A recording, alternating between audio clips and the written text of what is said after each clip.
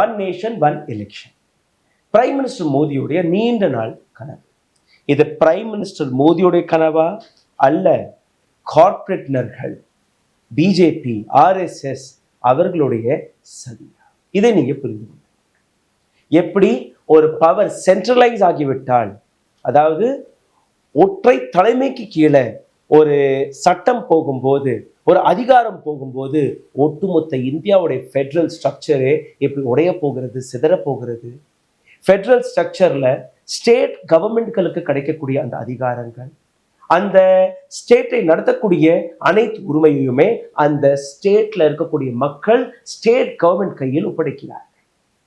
அதற்கு மேல இருக்கக்கூடிய சென்ட்ரல் கவர்மெண்ட், மத்திய அரசாங்கம், தமிழ்நாடு போன்ற மாநிலம், கர்நாடகா போன்ற மாநிலம், கேரளா, மகாராஷ்டிரா போன்ற மாநிலம், ஆந்திர பிரதேஷ் போன்ற மாநிலம், இங்கிருந்து வரக்கூடிய அந்த டாக்ஸ் பணத்தை வைத்து, இங்கிருந்து வரக்கூடிய வருமானங்களை வைத்து மற்ற மாநிலங்கள், அதாவது எந்த விதமான டெவலப்மெண்ட்டுமே இல்லாத மாநிலங்கள், அது பீகாராக இருக்கட்டும், ஒரிசாவாக இருக்கட்டும், மத்திய பிரதேஷாக இருக்கட்டும், இது போன்ற பல்வேறு மாநிலங்கள், அவர்களுக்கு உதவக்கூடிய வேலையை தான் பார்க்க வேண்டும்.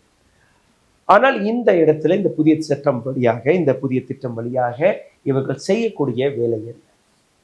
ஒட்டுமொத்த நாட்டையே தன் கையுக்குள் போட்டு அவர்கள் நினைப்பதுதான் சட்டம். அவர்கள் எங்க எப்படி என்ன வேணாலுமே வளங்களை சுரண்டலாம், நாட்டை நடத்தலாம், அந்த மாநிலத்திலும் நடத்தலாம். அனைத்துமே ஒவ்வொன்றாக நான் உங்களுக்கு தென்னந்தெளிவாக புரிய வைக்க இருக்கிறேன். அதனால் இந்த வீடியோவை கடைசி வரை பாருங்கள். இந்த நாட்டின் மீது அக்கறை கொண்ட நபர்கள், கான்ஸ்டிடியூஷன் மீது அக்கறை கொண்ட நபர்கள், டெமோக்ரஸி வாழ வேண்டும் என்று நினைக்கக்கூடிய நபர்கள் நிச்சயமாக ஒன் நேஷன் ஒன் எலெக்ஷனை எதிர்ப்பார்கள். அதனால் இது பிரைம் மினிஸ்டர் மோடி தான் கொண்டு வந்தார்னாலாம் கிடையாது. முதல் தேர்தலிலிருந்து 1967 ஆண்டு வரை ஒன் நேஷன் ஒன் எலெக்ஷனாக தான் நடந்தது. அந்த வரலாற்றையும் நான் உங்களுக்கு எடுத்து காட்டுவேன்.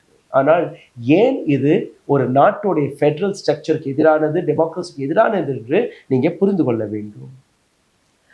அரவிந்த் கெஜ்ரிவாலாக இருக்கட்டும், அவர் நேற்று கொடுத்த ஸ்டேட்மெண்ட், இந்த நாட்டை நீங்க காப்பாற்ற வேண்டும் என்று நினைக்கிறீர்கள் என்றால் தயவு செய்து இந்த திட்டத்தை மட்டும் அமலில் வரவிடாதீர்கள், உங்களுடைய உரிமைகளை நீங்க இழந்து விடுவீர்கள். ஆனால் இன்னைக்கு இந்த சட்டத்தை கொண்டு வந்து விட்டால் கூட இதை 2034 ஆண்டு தேர்தலுக்கு முன்பு வரை யாராலையுமே அமல்படுத்த முடியாது. அது ஒரு சட்ட சிக்கல்கள் இருக்கிறது, அதையும் நான் உங்களுக்கு எடுத்து காட்டுவேன். இந்த ரிசர்ச்டான டாக்குமெண்ட் உங்களுக்கு நிச்சயமாக பிடிக்கும். இது போன்ற செய்திகளை சப்போர்ட் செய்யக்கூடிய நபர்கள் தயவு செய்து ஒரு இண்டிபெண்ட் மீடியாவும் சப்போர்ட் செய்யுங்கள். அப்போதான் கோதி மீடியாவிலிருந்து இந்த நாட்டிற்கு அந்த 4வது தூணை எதை இவர்கள் விலை கொடுத்து வாங்கிவிட்டார்களோ, அடிமைப்படுத்தி இருக்கிறார்களோ, அந்த இடத்திலிருந்து எங்கள் போன்ற நபர்களால் உங்களை அந்த சரியான செய்திகளை கொண்டு வந்து மீடியாவை காப்பாற்ற முடியும், இந்த நாட்டை டெமோக்ரஸி காப்பாற்ற. ஒன் நேஷன் ஒன் எலெக்ஷன் திட்டம் எந்த அளவில் நாட்டிற்கு ஏற்கனவே நீங்க பார்த்தீர்கள்னா நாட்டில் 19 லட்சம் இவிஎம் மிஷின்ஸ்கள் இருப்பதாக கூறியிருந்தார்கள். அதுல 10 லட்சம் இவிஎம் மிஷின் எங்க இருக்கிறது என்று இதுவரை எலெக்ஷன் கமிஷன் ஆஃப் இந்தியா அதற்கான பதில் கொடுக்கவில்லை. அது வேற கதை. சரி, அவர்கள் கொடுக்கக்கூடிய கதை, அந்த கணக்கு 19 லட்சத்தை நீங்க எடுத்துக்கொள்ளுங்க.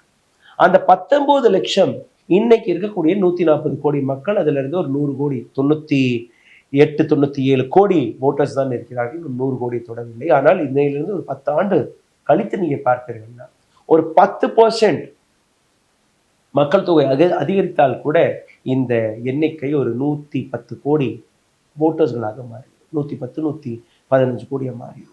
அப்போ உங்களுக்கு இன்னும் அதிகமா இவிஎம் மிஷின்ஸ் தேவைப்படும். ஸோ 10 ஆண்டுக்கு பின்பு ஒரு 20 லட்சம் இவிஎம் மிஷின் லோக்சபாவிற்கும், ஒரு 20 லட்சம் இவிஎம் மிஷின் அசம்பிளி எலெக்ஷனுக்கும் தேவைப்பட்டால் அந்த கணக்கை நீங்க வச்சுக்கினா கூட 40 லட்சம் இவிஎம் மிஷின், அதை சிங்க்ரனைஸ் பண்ணணும், அதை தனித்தனியாக நீங்க எடுத்துட்டு போகணும், எல்லா வேலையும் இருக்கு. இதெல்லாம் பார்ப்பதற்கு ஒரு 3 ஆண்டுகள் அவர்களுக்கு தேவை. சரி, இதனால் எந்த விதமான இம்பேக்ட்? மிக முக்கியமான விஷயம், டெமோக்ரஸி மீது, உங்களுடைய ஜனநாயக முறையில் எந்த விதமான இம்பேக்ட் நடக்கும், அதையும் நீங்க பாருங்கள். சிட்டிசன்ஸ் ரைட்ஸ் பறிக்கப்படும். உங்களுடைய உரிமை, என்னுடைய உரிமை பறிக்கப்படும். எப்படி? அதை நீங்க பாருங்கள். By aligning all the election, the natural cycle of democratic expression would be disturbed. இப்போ என்ன நடக்குது? தமிழ்நாட்டுக்கு எலெக்ஷன் வரும்போது தமிழ்நாட்டுக்கான பிரச்சனைகளை பற்றி நாம் ஹைலைட் பண்ணி பேசுகிறோம். தமிழ்நாட்டுக்கு தேவைப்படக்கூடிய அந்த சட்ட சிக்கல்களை அல்ல மற்ற விஷயங்களை பற்றி நாம் பேசுகிறோம். அதை பேஸ் பண்ணி நீங்கள் ஓட்டு போடுறீங்க. லோக்சபா எலெக்ஷன் வரும்போது, எம்பி எலெக்ஷன் வரும்போது நாட்டை பற்றி, நாட்டு விஷயங்களை பற்றி நம்ம பேசுகிறோம். ஒரு ஓவரால் நாட்டுக்கு தேவைப்படக்கூடிய டெவலப்மெண்ட்கள், நாட்டில் தேவைப்படக்கூடிய மாற்றங்கள், நாட்டில் மக்களுடைய பிரச்சனைகள், அதை பற்றி பேசி அதை ஆதாரமாக எடுத்து வைத்து அதற்காக நீங்கள் ஓட்டு போடுறீங்க. ஆனால் ஒரே நாடு ஒரே தேர்தல் என்று வரும்போது சென்ட்ரல் பவர், அதாவது பிரதான கட்சிகள் ஒரு பக்கம் காங்கிரஸ், இன்னொரு பக்கம் பிஜேபி, இல்லை என்டிஏ அண்ட் இந்தியா அலைன்ஸ் கூட நீ வைத்துக் கொள்ளலாம். அப்போ ரெண்டு பார்ட்டி ஸ்ட்ரக்சரல் மாறிடும். ஸ்டேட் கவர்மெண்ட் ஸ்டேட் இஷ்யூஸ்களை பற்றி எடுத்து வைக்க முடியாது. ஸ்டேட் இஷ்யூஸ்கள் அப்படியே தரைமட்டமாகிவிடும். வெறும் நேஷனல் இஷ்யூஸ்கள் மட்டும்தான் பேசப்படும் ஒழிய தமிழ்நாட்டில் என்ன வருமானம் வருகிறது, தமிழ்நாட்டு மக்களுக்கு என்ன தேவை, தமிழ்நாட்டிற்கு தேவைப்படக்கூடிய அந்த சட்டங்கள், அதை மத்தியில் வைத்து நீங்க ஓட்டு போட மாட்டீர்கள். அது அப்படியே மாறிடும். இது புள்ளி 1. ரெண்டாவது என்ன? Citizens would lose right to influence their state assemblies independently. நான் ஏற்கனவே இதை தான் உங்களுக்கு புரிய வேண்டும். இப்போ என்ன நடக்கும்? ஒரு ஸ்டேட்ல ஒரு அரசாங்கம் சரியா இல்லைன்னு நீங்க வச்சுக்கோங்க. அந்த ஸ்டேட் அசம்பிளி அப்பவே ரத்து செய்யப்படும். அடுத்த 6 மாதத்திற்குள் ஜனாதிபதி ஒரு தேதியை குறித்து அடுத்த தேர்தலுக்கான வேலைகளை பார்க்க ஆரம்பிக்கிறார்கள். அதாவது ஒரு ஸ்டேட் கொலாப்ஸ் ஆனால், ஸ்டேட் கவர்மெண்ட் கொலாப்ஸ் ஆனால், இந்த சட்டம் வந்ததுக்கு அப்புறம், ஏன்னா நீங்க லோக்சபா தேர்தலில் தான் நீங்க அசம்பிளி தேர்தலில் வைக்கணும்னு நீங்க ஒரு முடிவு எடுக்கிறீங்க. ஃபெடரல் ஸ்ட்ரக்சர் முறைப்படி ஸ்டேட் கவர்மெண்ட்களுக்கு அதிக பவர்களை கொடுத்திருக்கிறோம். அதாவது ஒரு ஸ்டேட்டுக்கு தேவைப்படக்கூடிய மெடிக்கல் இன்ஃப்ராஸ்ட்ரக்சராக இருக்கட்டும், அல்ல எஜுகேஷன் பாலிசிக்களாக இருக்கட்டும், அல்ல மக்களுக்கு நேரடியாக சேரக்கூடிய விவசாயிகளுக்கு சேரக்கூடிய விஷயங்களாக இருக்கட்டும், அனைத்திற்கான பொறுப்பு, அனைத்திற்கான முடிவுகளை நேரடியாக ஒரு மாநிலம் எடுத்துக்கணும். அந்த ஸ்டேட்டுடைய பாதுகாப்பு, செக்யூரிட்டி, அந்த ஸ்டேட்டிற்கான தனி போலீஸ் படை, அதுவும் அவர்களே பார்த்துக் கொள்வார்கள். இந்த சென்ட்ரல் சிஆர்பிஎஃப் போன்ற அமைப்புகள் அல்ல இந்தியன் ஆர்மி, அதெல்லாம் சென்ட்ரல் கையில் இருக்கும். ஆனால் ஸ்டேட் போலீஸ், இது எல்லாமே ஒரு ஸ்டேட்டுடைய அதிகாரம். இது எல்லாமே பறிக்கப்படும். நான் உதாரணத்திற்கு காட்டியபடிதான் 2 வருஷத்துல ஒரு அரசாங்கம் கொலாப்ஸ் ஆகிட்டா நேரடியாக மத்திய அரசாங்கம் அதை டேக் ஓவர் செய்யும். பிரசிடென்ட் ரூல் போட்டுருவாங்க. பிரசிடென்ட் ரூல் போட்டாலே நேரடியாக சென்ட்ரல் கவர்மெண்ட். அப்போ எதிர்கட்சிகள் யாராக இருந்தால் கூட அந்த ஆட்சியை கவர்த்து விட்டாலே போதும், பிஜேபி கையில் அந்த ஆட்சி ஷிஃப்ட் ஆகிவிடும். அல்ல அந்த நேரத்தில் எந்த அரசியல் கட்சி இருந்தாலும் அவர்கள் கையில் ஷிஃப்ட் ஆகிவிடும். லாஜிஸ்டிக்ஸ் எவ்வளவு பெரிய பிரச்சனைன்னு நீங்க பார்க்கணும்.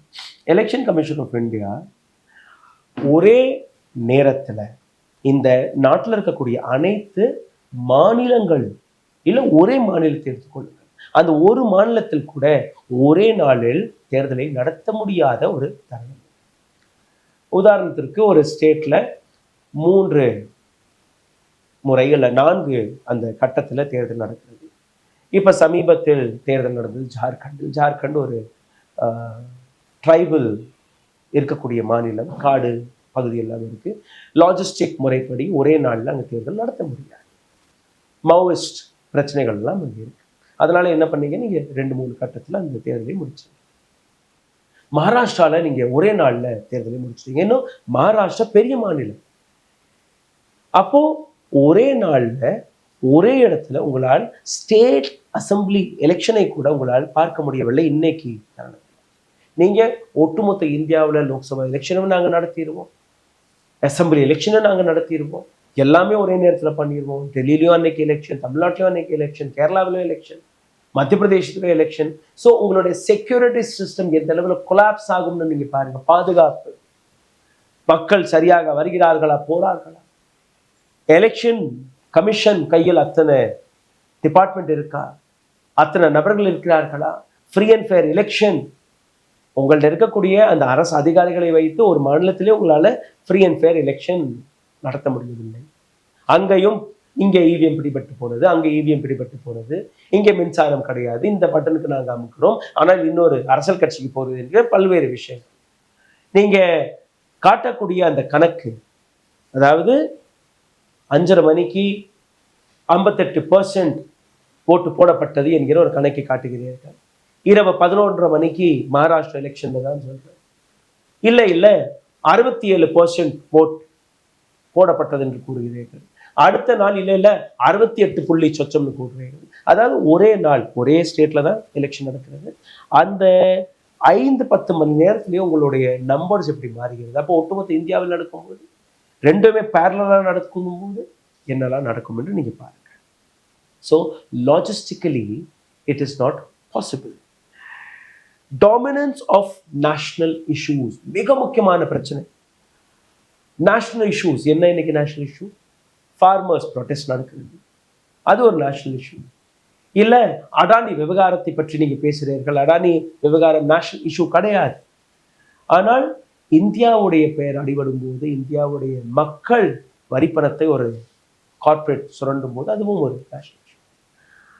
நாங்க இலவசமாக உங்களுக்கு 3000 ரூபாய் போடுவோம், ராஷன் வழங்குவோம், நாங்கள் 85 கோடி மக்களுக்கு இலவச ராஷனை கொடுத்து வருகிறோம், கொரோனாவில் நாங்கள் இதெல்லாம் பண்ணோம், இது இத்தனை ரோடுகளை போட்டுட்டோம், இத்தனை பாலங்களை கட்டிட்டோம் இப்படின்னு ஒரு மத்தியில் இருக்கக்கூடிய அரசாங்கம் கூறும். ஆனால் தமிழ்நாட்டுக்கு நாங்கள் இவ்வளோ நிதி கொடுத்துருக்குறோம், தமிழ்நாட்டில் இத்தனை பிரச்சனை இருக்கு, தமிழ்நாட்டின் பள்ளிக்கூடங்களுக்கு இதெல்லாம் போய் சேரவில்லை, அங்க இருக்கக்கூடிய நீட் பிரச்சனை இது, அங்க ரயில் நெட்வொர்க் இப்படி கூட்டணும், அங்க மெட்ரோ ப்ராஜெக்ட் போகும். பிஜேபியோடைய ஆட்சி இருந்தால் இல்ல காங்கிரஸோடைய ஆட்சி இருந்தால் அவர்கள் தன்னுடைய கோயிலேஷன்ல இருக்கக்கூடிய அந்த அரசியல் கட்சிகளுக்கு லாபம் கொடுப்பார். உதாரணத்திற்கு அப்போ காங்கிரஸ் ஆட்சியில் இருக்கிறதாக நீங்க நம்புங்கள். 2034 ஆண்டு காங்கிரஸ் இருக்குன்னு நம்புங்கள். அப்போ காங்கிரஸ் என்ன செய்யும்? எதிர்கட்சி அதாவது பிஜேபி எங்கெல்லாம் அவர்களுடைய சாசனம் இருக்கோ அங்கெல்லாம் எந்த விதமான அதிகாரத்தையும் வழங்க மாட்டார். அந்த மாநிலத்தில் இருக்கக்கூடிய ஆட்சியை கலைத்து விட்டாலும் போதும் அடுத்த 3 ஆண்டுகளுக்கு காங்கிரஸ் கையில் ஒட்டுமொத்த சிஸ்டம் மாறிடும். பிஜேபி இருந்தால் பிஜேபி கையில், காங்கிரஸ் இருந்தால் காங்கிரஸ் கையில். இப்போ அந்த டாமினன்ஸ் நேஷனல் இஷ்யூஸ்களை மட்டுமே பேஸ் செய்து அந்த தேர்தல் பிரச்சாரங்கள் நடக்கும் முடிய உங்களுடைய லோக்கல் பாலிடிக்ஸ், லோக்கல் பிரச்சனைகள் பற்றி எதுவுமே நடக்கும். 57க்கு அப்புறம் 1962ல நீங்க பாருங்க, இப்போதான் ஜஸ்டிஸ் பார்ட்டி எல்லாம் உள்ள வர்றாங்க, திராவிட ஐடியாலஜி எல்லாம் உள்ள வருது, தன்னோட உரிமைகளுக்கு பேசுறாங்க, ஹிந்தி திணிப்பை நாங்கள் எதிர்க்கிறோம், எங்களுக்கு தேவைப்படக்கூடிய பிரச்சனைகள். அப்போ இங்க இருக்கக்கூடிய local administration, local political parties localise இஷ்யூஸ்களை எடுத்து மக்களுக்கு முன்பு போறாங்க. அப்போ என்ன நடக்குது? 62க்கு அப்புறம் 67ல, அதற்கு முன்னாடி நீங்க பார்த்தீர்கள்னா பல மாநிலங்கள்ல இருக்கக்கூடிய அதாவது லோக்கல் பாலிட்டிஷியன்ஸ் தன்னுடைய உரிமைகளை எடுத்து சொல்லும் போது பல மாநிலங்கள்ல இருக்கக்கூடிய அசம்பிளி கலைக்கப்படுகிறது. அப்போ அசம்பிளி கலைக்கப்படும் போது என்ன நடக்கும்? அடுத்தடுத்து மாநிலங்கள்ல தேர்தல் வர ஆரம்பிக்கும். சென்ட்ரல் கவர்மெண்ட் அங்கேயே இருக்கு, மாநிலங்கள்ல தேர்தல் உடனடியாக அடுத்த 6 மாசத்துக்குள்ள. ஏன்னா கான்ஸ்டியூஷன் அது எழுதப்பட்டிருக்கு, ஒரு மாநிலத்துடைய தேர்தல் அந்த அரசாங்கம் ரத்து ஆனால், கலைக்கப்பட்டால் அடுத்த 6 மாதத்திற்குள் அங்க ஒரு புதிய எலெக்ஷன் நடக்கணும், மக்கள் கையில் அந்த அதிகாரம் போகணும், மக்கள் ஓட்டு போடணும். அப்போ ஒரு புதிய அரசாங்கத்தை நீங்க தேர்வு செய்யலாம். 1970க்கு அப்புறம் அதாவது 4வது லோக்சபா எலெக்ஷனுக்கு அப்புறம் தனியா, அதாவது லோக்சபா எலெக்ஷன் 1970ல நடக்குது. 1967ல அசம்பிளி எலெக்ஷன் தனியா, லோக்சபா எலெக்ஷன் தனியாக நடக்க ஆரம்பிக்குது. இன்னைக்கு வரை அப்படித்தான். 67 வரை காங்கிரஸோடைய மாய வலை இருக்கும்போது ஒரு காலகட்டத்தில் நீங்க தள்ளினே இருக்க. இன்னைக்கு பிஜேபியும் அதை தான் எடுத்து வைக்க பார்க்கிறது. எங்களுடைய மாயவலை, எங்களை மட்டும்தான் நீங்க அரசியல் கட்சியாக பார்க்கணும், எங்களை மட்டும்தான் நீங்க தேர்வு செய்யணும், எங்களுடைய ஆட்சி அதிகாரம் தான் எப்பவுமே நிலைக்கும். அதற்காக 1 நேஷன் 1 எலெக்ஷன். இப்போ சிந்தித்து பாருங்க, உங்களுக்கு ஃபெடரல் ஸ்ட்ரக்சர் வேணுமா அல்ல 1 பார்ட்டி சிஸ்டம் வேணுமா? ஃபெடரல் ஸ்ட்ரக்சர் இருந்தால் ஸ்டேட்களுக்கு அவர்களுடைய அதிகாரங்கள் கிடைக்கும். ஒவ்வொரு மாநிலத்தில் இருக்கக்கூடிய பிரச்சனைகள் தனியாக பார்க்கப்படும்.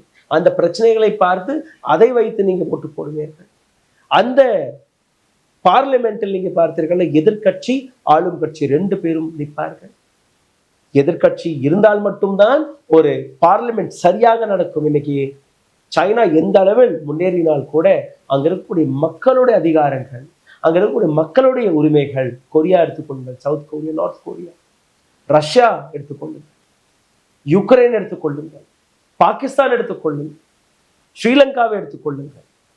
இந்த அனைத்து இடங்களிலுமே நீங்க பார்த்தீர்கள்னா டெமோக்ரஸி என்று கூறுவார்களே ஒழிய, ஆனால் அந்த டெமோக்ரஸியின் அடிப்படையில் மக்களுக்கு போகக்கூடிய அந்த அதிகாரங்கள் பறிக்கப்படும், நசுக்கம். இந்த நாட்டில் 4 தூண்கள் இருக்கு. Legislative, executive, judiciary and media.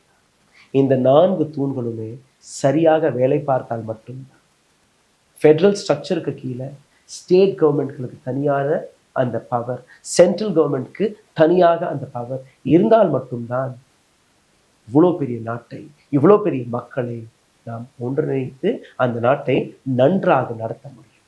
அப்படி இல்லை என்றால் இந்த ப்ராசஸ் ஒரு நாளிலேயே கொலாச்சாரம். உங்களுடைய அதிகாரத்தை, ஒரு உரிமைகளை நீங்கள் எழுதி விடுவீர்கள். இந்த வீடியோ உங்களுக்கு பிடித்திருக்கும் என்று நம்புகிறேன். பிடித்திருந்தால் தயவு செய்து இதை ஷேர் செய்யுங்கள், பகிருங்கள். உங்களுடைய கருத்துக்களை, நான் விட்டிருந்த ஒரு சில புள்ளிகள் இருந்தால் கூட நீங்கள் எழுதலாம். அதை பற்றி இன்னொரு வீடியோவில் நான் விளக்கி நல்ல ஒரு வீடியோவை போடுவேன். நன்றி.